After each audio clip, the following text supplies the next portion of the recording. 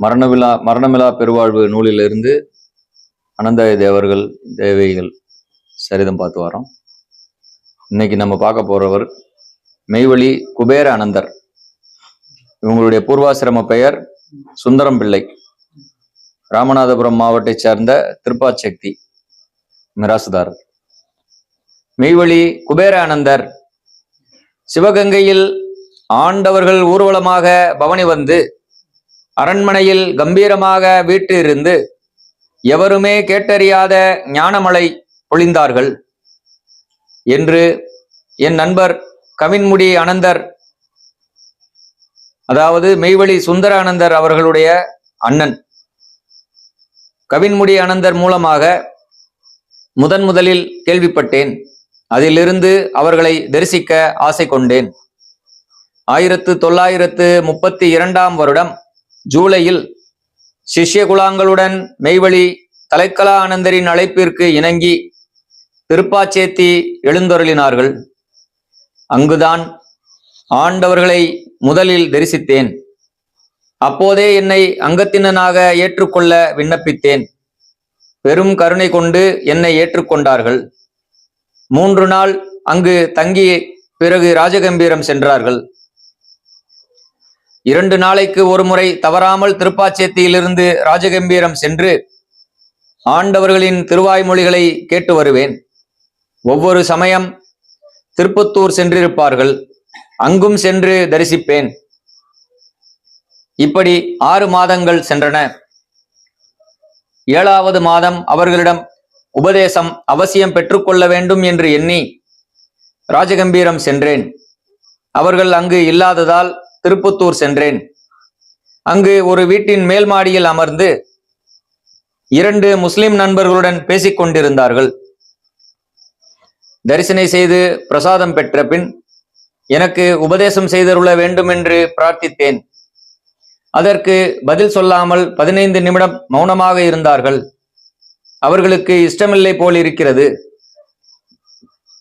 சிறுபிள்ளைத்தனமாக கேட்டுவிட்டோமோ என்று எண்ணி வணங்கி விடைபெற்றேன். திரும்பி படியில் இறங்கி வரும்போது எனக்கு துக்கம் தாங்க முடியவில்லை. நாம் இந்த மெய்ப்பலனை பெறவில்லையே, இனி எந்த காலத்தில் அதை பெறுவது? அவர்களிடம் இருக்கும் உண்மை பொருளை அறிய இயலாமல் போயிற்றே என்ற கவலை மேலிட்டால் கண்ணீர் ஆறாக பெருகி ஓடிற்று. கண்ணீரை துடைத்து கொண்டே கீழே இறங்கி வெளியே இருந்த வீதியை அடைந்தேன். அந்த படிகளின் வழி ஒரே ஆள் இறங்கும் அளவுக்கு குறுகலாக இருந்தது. இறங்கியதும் எதிரில் இருந்த பாட்டி வீட்டு திண்ணையில் ஓர் உருவம் அமர்ந்திருப்பதாக தெரிந்தது. இரவு 8 மணி ஆகி வெளிச்சம் இல்லாததால் அது யார் என்று புலப்படவில்லை. கிழக்கு நோக்கி புறப்பட்டேன். சற்று தூரம் செல்லும் முன் ஒரு கம்பீரமான குரல் ஒலித்தது. ஏய், யார் அங்கே போவது? சடார் என்று திரும்பி பார்த்ததில் திண்ணையில் அமர்ந்திருந்தது ஆண்டவர்கள்தான். அவர்களே கூப்பிடுகிறார்கள் என்று தெரிந்தது. நான் உத்தரவு பெறும் பொழுது மாடியில் இருந்தவர்கள் எப்படி நான் இறங்கும் முன்னரே அங்கு வந்திருக்க முடியும் என்று ஆச்சரியமுற்றேன். திரும்பி வந்து எதிரில் கைகட்டி நின்றேன். சிறிது நேரம் சும்மா இருந்துவிட்டு, உனக்கு கீழச்சேவல்பட்டியில் இன்ன தேதியில் உபதேசம், அதற்கு தயாராக அங்கே வா என்று உத்தரவிட்டார்கள். மட்டற்ற மகிழ்ச்சி பூக்க அவர்களுக்கு தண்டனிட்டு ஊர் திரும்பினேன். வீட்டில் என் மனைவியிடம் விவரம் சொல்லி கீழச்சேவல்பட்டி போய் வர 20 ரூபாய் வேண்டும் என்று கேட்டேன். அப்போது என் குடும்பத்தில் பாகப்பிரிவினை ஆகவில்லை, எனக்கென்று தனி வருமானம் கிடையாது. ஆகையால் அவளை கேட்க வேண்டியதாயிற்று. அவள் தன் வசமுள்ள 4 பவுன் எடையுள்ள உதிரி நகைகளை என் கையில் கொடுத்து, மதுரை சென்று இவைகளை விற்று பணம் எடுத்துக் கொள்ளுங்கள் என்றாள். அவ்வாறே மதுரை சென்று அதை 40 ரூபாய்க்கு விற்றுவிட்டு ஊர் திரும்பி 20 ரூபாயினை அவளிடம் திருப்பி கொடுத்து விட்டு மீதி 20 ரூபாயுடன் தெய்வம் சொன்ன முகூர்த்தத்திற்கு ஒரு நாள் முன்னதாகவே கீழச்சேவல்பட்டி அடைந்தேன். முகூர்த்தம் இரவு 8 மணிக்கு. திருச்சந்நிதியில் தீட்சைக்காக 16 பேர்கள் அமர்ந்தோம். அது சமயம்.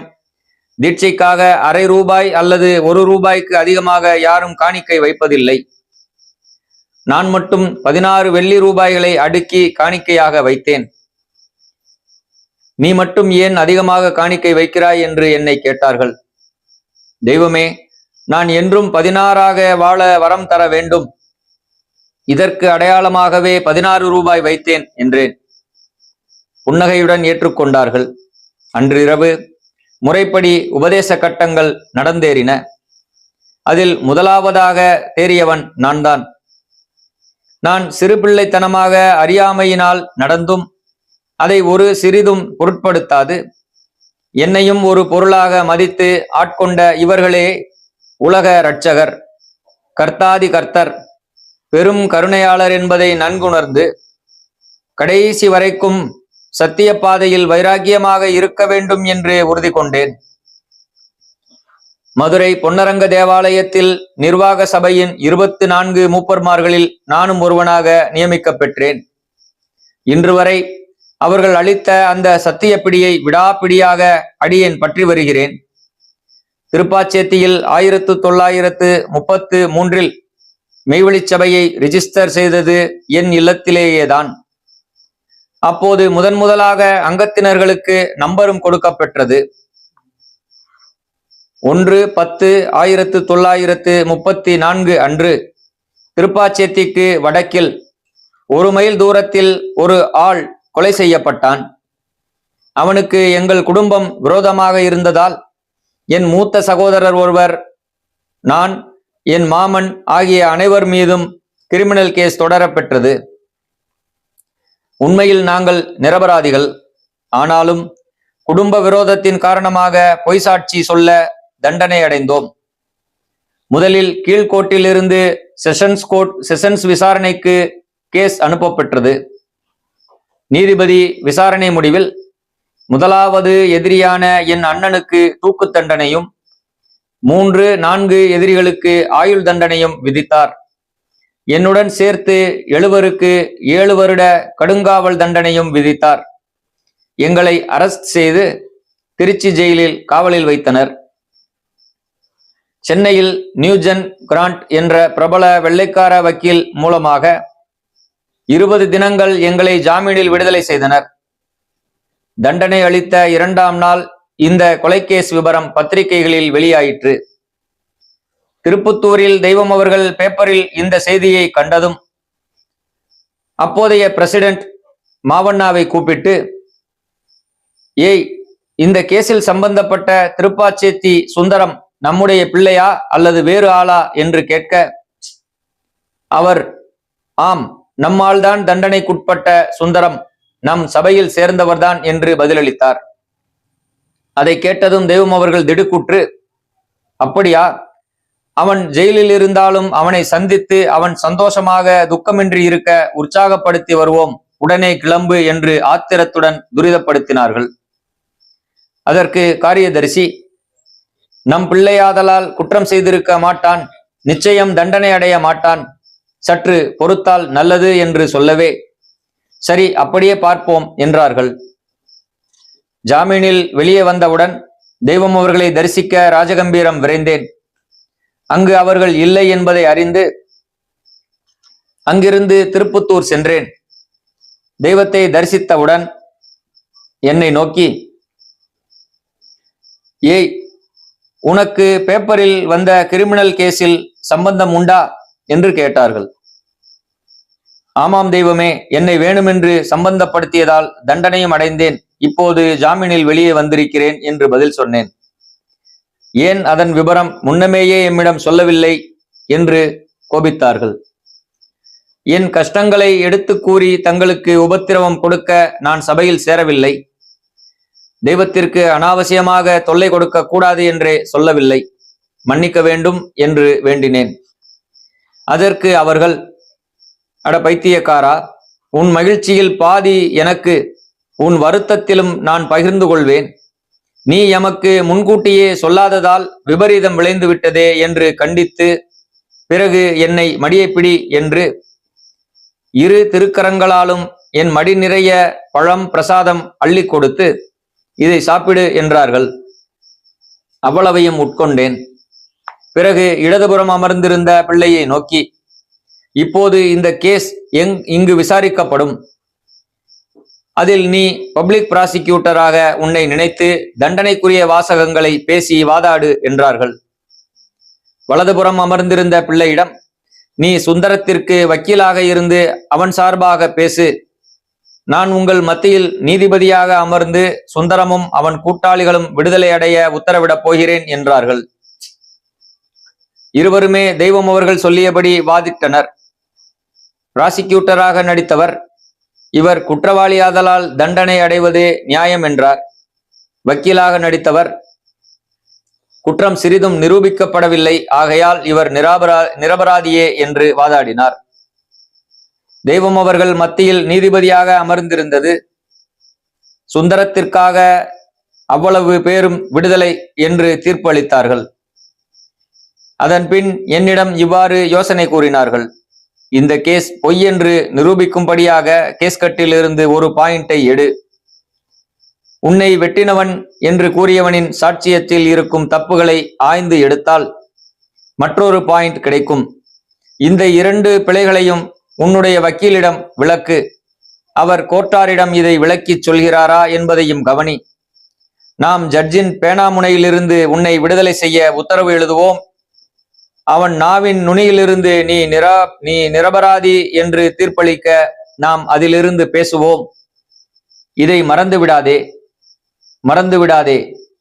இது உனக்கு மட்டும்தான் விளங்கும் என்று எச்சரிக்கை செய்து அனுப்பினார்கள். உத்தரவுப்படியே கேஸ்கட்டுகளை மறுபடியும் நன்றாக ஆராய்ந்து துருவி படித்தேன். ஆண்டவர்கள் கூறியபடியே 2 முக்கிய பாயிண்ட்கள் கிடைத்தன. இவைகளை வக்கீலிடம் விளக்கி கூறினேன். அதன் விபரம்: அமாவாசையிலிருந்து 8வது நாள் விடியற்காலை 3:30 மணிக்கு அந்த கொலை சம்பவம் நடந்திருந்தது என்று சாட்சியம் இருந்தது. அன்றைய தினம் சந்திரன் நள்ளிரவு 12:30 மணிக்கு உதயமானதால் வானிலே உதயமாகி 3 மணி நேரம் ஆகியிருந்தது. அதன்படி 45 டிகிரி சாய்வில் இருக்க வேண்டும். ஆனால் எதிரியின் வாக்கு மூலம் சந்திரன் நேர் உச்சியில் இருந்தது என்று இருக்கிறது. சம்பவம் நடந்த ரஸ்தாவின் அகலம் 10 அடி, 18 அடி உயரமுள்ள அடர்ந்த மரங்கள் இருபுறமும் இருந்தன. சந்திரன் 90 டிகிரி உச்சத்தில் இருந்தால்தான் நிலா ஒளியில் சாட்சி சம்பவத்தை பார்த்திருக்க இயலும். 45 டிகிரி சாய்வில் நிழல் படிந்திருக்குமாகையால் உருவம் காணப்பட மாட்டாது. ஆனால் சாட்சியமோ நல்ல நிலவில்தான் கண்டதாக இருந்ததால் அது அபத்த பொய், கட்டுக்கதை. இப்படி வாசகத்தை எழுதி படமும் வரைந்து வக்கீலிடம் கொடுத்தேன். எனக்கு சாதகமாக கிடைத்த 2வது பாயிண்ட் விபரம்: சுந்தரம் பிள்ளை வெட்டினதாக வாக்குமூலம் கொடுத்தவர் தனது வலது தோள்பட்டையில் வேல் கத்தியை வைத்து வெட்டியதாக கூறியிருக்கிறார். அவரை எந்த பக்கத்திலிருந்து பிள்ளை வெட்டினார் என்றதற்கு நேர் எதிரிலிருந்து நின்று தன் வலது கரத்தால் ஓங்கி வெட்டினார் என்றும் கூறியிருந்தார். வலது புறத்திலிருந்து எதிரில் இருப்பவனின் வலது தோள்பட்டையில் வெட்ட இயலாது, இடது தோள்பட்டையில் தான் வெட்ட இயலும். ஆகையினால் இதுவும் சுத்த பொய் என்று விவரம் எழுதி கொடுத்தேன். இந்த 2 பாயிண்ட்களையும் கோர்ட்டார் பூரணமாக ஏற்றுக்கொண்டு இந்த கேஸ் பொய்யாக சாட்டப்பட்டிருக்கிறது என்று கூறி அவ்வாறே தீர்ப்பும் எழுதி எங்கள் அனைவரையும் விடுதலை செய்து விட்டார்கள். தெய்வம் அவர்கள் சொல்லிய பிரகாரமே அவர் நாவிலிருந்து தீர்ப்பு கூறச் செய்து அவர் பேனா முனையிலிருந்து விடுதலை எழுதி என்னை சார்ந்த அனைவருக்குமே விடுதலை பெற உதவினார்கள். அவர்களின் ஒரு சொல் செயலளவில் அவர்களின் அமானித சக்தியை நிரூபித்து காட்டியது. அவர்கள் செய்த இந்த பெரும் நன்றி என் ஜென்மம் பூராவும் மறவாத நிலையில் ஊன்றப்பெற்றிருக்கிறது. அவர்கள் சொல்லெல்லாம் செயலே என்பது என் பூரண அனுபவம். அன்று அவர்கள் யோசனை கூறிய கம்பீர தொனி இன்னமும் என் செவிகளில் ஒலித்துக் கொண்டே இருக்கிறது. அன்று அவர்களை சந்தித்திராவிட்டால் எங்கள் கதி என்ன ஆகியிருக்கும் என்று நினைக்கவே அச்சமாக இருக்கிறது. இத்தோடு மெய்வழி குபேர அனந்தர் அவர்களுடைய மெய்வழி சபையில் சார்ந்த சரித்திரம் மற்றும் அவர்களுடைய அனுபவங்கள் பகுதி நிறைவு பெறுகிறது. அனைவருக்கும் நமஸ்காரம்.